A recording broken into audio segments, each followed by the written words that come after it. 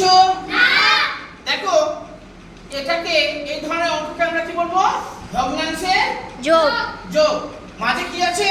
যোগ চিহ্ন। আর যদি এখানে যোগের পরিবর্তে বিয়োগ থাকতো তাহলে কি বলতাম? ভগ্নাংশের বিয়োগ। এই ধরনের অঙ্ক এর আগে করেছি তোমাদের। প্রথম কাজ কি আমাদের? লসাগু। দেখো আমরা লসাগু কোনগুলো করি? হরগুলো। এখানে 5 আর এখানে 3, লসাগু যাবে না, গেলে গুণ করব। তাহলে কত বসাবো? 15। এখানে 5 আর এখানে 3, যেহেতু দুটোই মৌলিক সংখ্যা, মৌলিক সংখ্যার কখনো লসাগু হয় না। দুটো মৌলিক সংখ্যা আছে এখানে, তাহলে 3 5 15। এবার কি করব? এই 5 দিয়ে 15 কে ভাগ করব। 36। এই বাবা, ও ওইভাবে 5 দিয়ে আমরা 15 কে ভাগ করলাম, কত পাবো? 3। যা পাবো তার সাথে 12 দিয়ে গুণ করব। হর দিয়ে ভাগ করলাম, লবের গুণ। 5 3 15, 3 পেয়েছি, 3 এর সঙ্গে 12 গুণ। 3 12 কে বললো 35? 40 বলছে।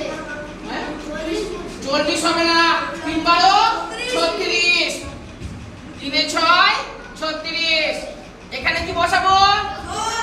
যোগ। এই 3 কে 15 কে ভাগ করব, কত পাবো? 5।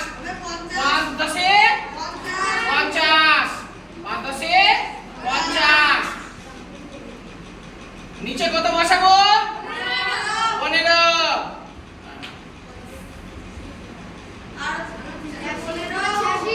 কত হবে পরে? 86 86 হবে। 50 আর 30 80 আর 6 এ 86। সাধারণভাবে এইভাবে কিন্তু আমরা করে রাখতে পারি। ঠিক আছে, এটা হয়ে গেল আমাদের ভগ্নাংশের যোগ। যদি আমাদের মনে হয় যে আমরা একটু মিশ্র ভগ্নাংশের পরিণয় করব, আমরা সেটা করতে পারি। কারো বুঝতে অসুবিধা কিছু? এবার দেখো কাটাকুটি যাবে, ভাগ ভাগ তো যাবে, তাহলে ভাগ করে দিচ্ছি। এটাকে একটু তুলে দিলাম, কালার চেঞ্জ করব। তাহলে এখানে 86 কত দিয়ে যাবে? 3 15 45, 4 15 60, 5 15 75, 6 15 90।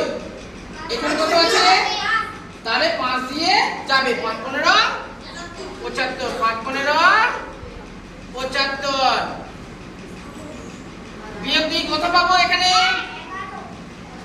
1 আর এটা তো ছিল, হ্যাঁ এখানেও 1, অর্থাৎ এখানে করে দিলাম আমরা 11 আর এখানে 15। এই পর্যন্ত বুঝতে কারো অসুবিধা? যদি ভাগ যায় ভাগ করে দেব, ভাগ না গেলে রেখে দেব এইভাবে। এখানে যেহেতু ভাগ যাচ্ছে, এটা কি বলতো? এই যে এই পর্যন্ত যে ভগ্নাংশ হলো, এটা কোন ভগ্নাংশ? অপ্রকৃত ভগ্নাংশ। একদম সঠিক বলেছো। লব বড় আছে, হর ছোট আছে। এই অঙ্ক নিয়ে কারো বুঝতে অসুবিধা?